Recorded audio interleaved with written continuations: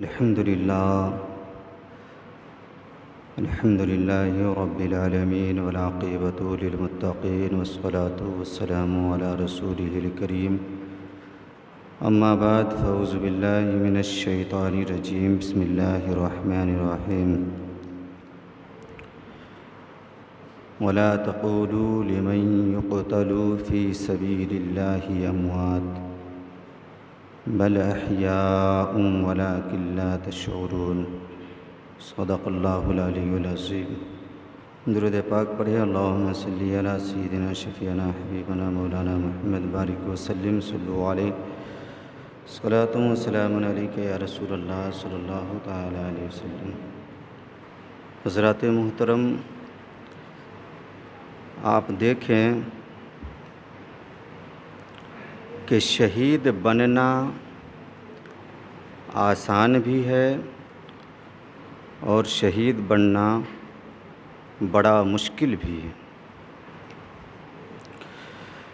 مشکل اس لحاظ سے ہے کہ ہر انسان کو اپنی جان بہت زیادہ پیاری ہوا کرتی ہے، لہذا ہر انسان اپنی جان کو قربان کرنا پسند نہیں کرتا،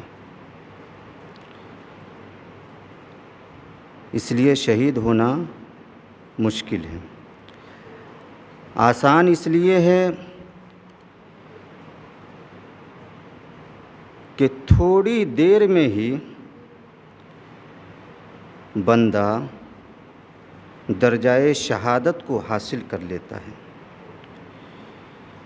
یعنی گردن کٹاتے ہی پل بھر میں زمین کی پستی سے بندہ آسماں کی بلندی کو پہنچ جایا کرتا ہے۔ تو شہید بننا آسان بھی ہے اور شہید بننا بڑا مشکل بھی ہے۔ شہید کی 3 قسمیں ہیں: شہید حقیقی، شہید فقہی، شہید حکمی۔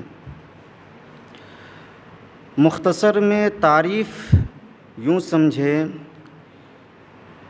کہ شہید حقیقی اس شخص کو کہا جاتا ہے جو راہ خدا میں اپنی جان کو قربان کرتا ہے۔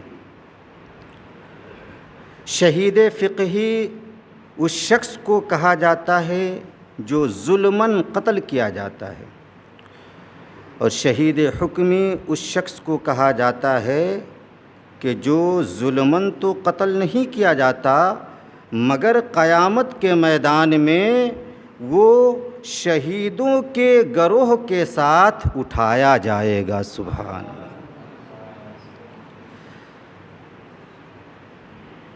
حدیث مقدسہ کا مفہوم ہے کہ پیغمبر اسلام نے ارشاد فرمایا کہ راہ خدا میں قتل کیے جانے کے علاوہ 7 شہادتیں اور ہیں، اور وہ یہ ہے: جو طاعون میں مر جائے وہ شہید ہے، جو دھوکے سے ڈوب کر مر جائے وہ شہید ہے، جو نمونیا کی بیماری میں مر جائے وہ شہید ہے، جو پیٹ کی بیماری میں مر جائے وہ شہید ہے، جو دھوکے سے آگ میں جل کر مر جائے وہ شہید ہے، جو دھوکے سے عمارت کے نیچے دب کر مر جائے وہ شہید ہے، اور جو عورت بچہ کی پیدائش کے وقت مر جائے وہ بھی شہید ہے۔ سبحان اللہ۔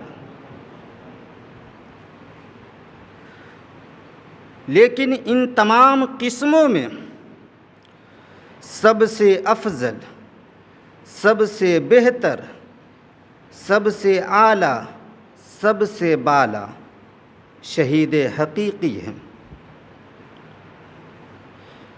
جس کی فضیلت کو رب قدیر نے قرآن مقدسہ میں یوں بیان کیا ہے کہ وَلَا تَقُولُوا لِمَنْ يُقْتَلُوا فِي سَبِيلِ اللَّهِ أَمْوَاتٌ بل احیاء ولکن لا تشعرون، کہ سنو جو لوگ راہ خدا میں قتل کیے جائیں انہیں مردہ مت کہو بلکہ وہ زندہ ہے، بلکہ وہ زندہ ہیں۔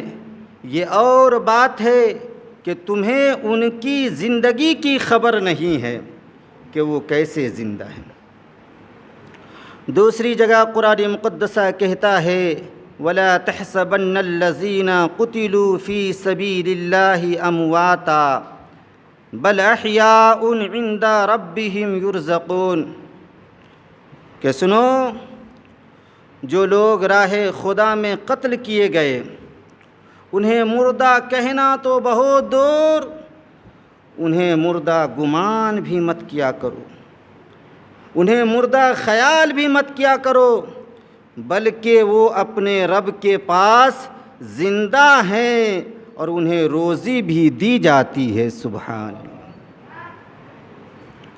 حضرت ابن مسعود رضی اللہ تعالی عنہ کہتے ہیں کہ اس آیت کو لے کر وَلَا تَحْسَبَنَّ الَّذِينَ قُتِلُوا فِي سَبِيلِ اللَّهِ أَمْوَاتًا بَلْ أَحْيَاءٌ عِندَ رَبِّهِمْ يُرْزَقُونَ، اس آیت کو لے کر میں نے نبی اکرم صلی اللہ علیہ وسلم کی بارگاہ میں عرض کیا یا رسول اللہ اس کا مطلب کیا ہے کہ شہید کو روزی دی جاتی ہے، اس کا مطلب کیا ہے؟ تو پیغمبر اسلام نے ارشاد فرمایا کہ شہیدوں کی روحیں سبز پرندوں کے جسموں کے اندر موجود ہیں جس کے رہنے کے لیے عرش الہی کے نیچے قندیلیں لٹکائی گئی ہیں، تو جب ان پرندوں کا جی چاہتا ہے یہ جنت میں چلے جاتے ہیں، وہاں سیر بھی کرتے ہیں اور وہاں کے میوے بھی کھایا کرتے ہیں۔ سبحان اللہ۔ اس لیے جو جام شہادت نوش کر لیں انہیں مردہ کہنا تو بہت دور، انہیں مردہ گمان بھی مت کیا کرے، انہیں مردہ خیال بھی مت کیا کرے، کیونکہ وہ اپنے رب کے پاس زندہ ہے۔ شہید کے لیے 6 خوبیاں ہیں، ان میں سے ایک خوبی یہ بھی ہے کہ بوقت شہادت جب شہید کے خون کا پہلا قطرہ گرتا ہے تو پہلا قطرہ گرتے ہی اس کی مغفرت کر دی جاتی ہے۔ سبحان اللہ۔ اس کے گناہوں کو مٹا دیا جاتا ہے اور اس کے جسم سے روح نکلنے سے پہلے جنت میں اس کا جنتی ٹھکانہ دکھا دیا جاتا ہے۔ سبحان اللہ۔ روح ابھی نکلی نہیں ہے کہ اس سے پہلے جنت میں جہاں اس کا ٹھکانہ ہونے والا ہے وہ جنتی ٹھکانہ شہید کو دکھا دیا جاتا ہے۔ سبحان اللہ۔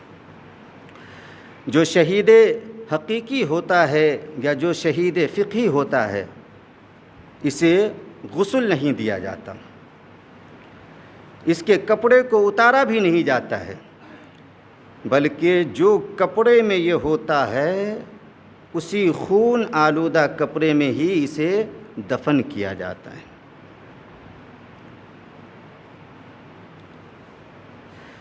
شہید اور احساس زخم، کیا شہیدوں کو زخموں کا احساس ہوا کرتا ہے؟ کیونکہ میدان جنگ میں شہید کا کبھی ہاتھ کٹتا ہے تو کبھی پاؤں گھائل ہوتا ہے، کبھی سینہ میں نیزہ چبھتا ہے تو کبھی خون کا فوارہ نکلتا ہے، جسے دیکھنے کے بعد یہ محسوس کیا جاتا ہے کہ اسے بڑی تکلیف ہوتی ہوگی، لیکن کیا حقیقت میں شہید کو تکلیف ہوتی ہے؟ تو سنیں اس کا جواب یہ ہے کہ ہاں، شہید کو تکلیف ہوتی ہے، لیکن بہت معمولی سی تکلیف ہوتی ہے، بہت تھوڑی سی تکلیف ہوتی ہے۔ پیغمبر اسلام ارشاد فرماتے ہیں کہ شہید قتل کی صرف اتنی سی تکلیف محسوس کیا کرتا ہے جتنی کہ تم ایک چونٹی کے کاٹنے کی تکلیف کو محسوس کرتے ہو۔ سبحان اللہ! جتنی تکلیف چونٹی کے کاٹنے کی آپ محسوس کرتے ہیں، بس اتنی ہی سی تکلیف ایک شہید قتل ہونے کی تکلیف کو محسوس کیا کرتا ہے۔ ممکن ہے کسی کے ذہن کے سمندر میں یہ سوال تیر سکتا ہے کہ اما ایسا کیسے ہو سکتا ہے کہ جس کا جسم کاٹا جائے، جس کے ہاتھ اور پاؤں کو گھائل کیا جائے، جس کا جسم زخموں سے لہو لہان کر دیا جائے، جس کی گردن تن سے جدا کر دی جائے، اسے بس اتنی سی تکلیف ہوتی ہو؟ ایسا کیسے ہو سکتا ہے؟ تو حضرات، اس شبہ کا جواب یہ ہے کہ آپ دیکھیں کہ جب ڈاکٹر کسی مریض کا آپریشن کرتا ہے تو اسے بے ہوشی کا انجیکشن لگاتا ہے۔ اس کے بعد ڈاکٹر اس کے جسم کو چیرتا ہے، پھاڑتا ہے، اس کی ہڈیاں توڑتا ہے، اس کا پاؤں جوڑتا ہے، لیکن اس مریض کو تکلیف کا ذرہ برابر بھی کوئی احساس نہیں ہوتا۔ کیوں؟ اس لیے کہ اس پر دوا کا اثر غالب ہوتا ہے۔ اسی طرح جو شہید حقیقی ہوتا ہے، اس کے دل میں اللہ اور اس کے رسول کی محبت اس درجہ کی پیدا ہو چکی ہوتی ہے کہ اس کا جسم کٹتا ہے، اس کی ہڈیاں ٹوٹتی ہے، اس کے جسم سے خون بہتا ہے، اس کی گردن جدا ہوتی ہے، لیکن اسے تکلیف کا کوئی احساس نہیں ہوتا، اس لیے کہ اس کے دل میں اللہ اس کے رسول کی محبت غالب ہوتی ہے۔ سبحان اللہ! اس درجہ کی غالب ہوتی ہے کہ اس کا دل بس یہی چاہتا رہتا ہے کہ یہ تو ایک جان ہے، اگر کروڑوں جانیں ہوتی تو سب میں اپنے محبوب پر قربان کر دیتا، سب میں اپنے محبوب پر قربان کر دیتا۔ جبھی تو امام عشق و محبت لکھتے ہیں، یا رسول اللہ، یا رسول اللہ، کروں تیرے نام پہ جاں فدا، نہ بس ایک جاں دو جہاں فدا، ارے دو جہاں سے بھی نہیں جی بھرا، کروں کیا کروڑوں جہاں نہیں، کروں کیا کروڑوں جہاں نہیں۔ حضرات، اسے اور آسانی کے ساتھ سمجھنے کے لیے یہ واقعہ دیکھیں۔ آپ دیکھیں کہ جب مصر کے شریف گھرانے کی عورتوں نے حضرت زلیخا کو حضرت یوسف علیہ السلام کی محبت پر طعنہ دینا شروع کیا تو حضرت زلیخا نے ان عورتوں کو اپنے گھر دعوت پر بلوایا، ان کے لیے دسترخوان بچھوایا، پھر اس پر طرح طرح کے کھانے اور میوے سجوایا، پھر ان تمامی عورتوں کے ہاتھوں میں لیموں کاٹنے کے لیے ایک ایک چھری پکڑوایا، اور اس کے بعد حضرت یوسف علیہ السلام کو بغیر نقاب کے ان عورتوں کے سامنے بلوایا۔ سبحان اللہ! تو جب حضرت یوسف علیہ السلام ان عورتوں کے سامنے تشریف لائے تو حسن یوسف کا ایسا اثر ان عورتوں پر ہوا کہ ان عورتوں نے لیموں کاٹنے کے بجائے اپنے اپنے ہاتھوں کو کاٹ ڈالا، خون بہنے لگا، لیکن ان عورتوں کو تکلیف کا کوئی احساس نہیں ہوا۔ سبحان اللہ۔ اگر تکلیف کا احساس ہوتا تو وہ عورتیں کہتی ہائے میرے ہاتھ کٹ گئے، لیکن ان عورتوں نے کہا واہ یہ کوئی انسان نہیں، یہ تو فرشتہ لگتا ہے۔ سبحان اللہ، یہ تو فرشتہ لگتا ہے۔ تو جب حسن یوسف کا اثر مصر کی عورتوں پر ہوا تو انہوں نے اپنے اپنے ہاتھوں کو کاٹ ڈالا اور انہیں تکلیف کا کوئی احساس نہیں ہوا۔ اسی طرح جب حسن محمدی کا اثر مردان عرب پر ہوا تو انہوں نے اپنی گردنیں کٹا ڈالی اور انہیں بھی تکلیف کا کوئی احساس نہیں ہوا۔ سبحان اللہ۔ حسن یوسف پہ کٹی مصر میں انگشت زنا، سر کٹاتے ہیں تیرے نام پہ مردان عرب۔ حضرات، شہید اس شخصیت کا نام ہے، اس ذات کا نام ہے کہ جب اسے گردن کٹاتے وقت کا مزہ یاد آتا ہے تو اس کے سامنے دنیا کے تمام مزے پھیکے پڑ جاتے ہیں۔ یہاں تک کہ شہید جنت میں جب ہوگا وہاں کے نعمتوں سے لطف اندوز ہوگا، لیکن جب انہیں اللہ اور اس کے رسول کی محبت میں گردن کٹانے کا مزہ یاد آ جائے گا تو وہاں بھی شہید یہ آرزو کرے گا کہ کاش میں پھر سے دنیا میں بھیجا جاؤں اور بار بار راہ خدا میں قربان کیا جاؤں۔ سبحان اللہ، بار بار راہ خدا میں شہید کیا جاؤں۔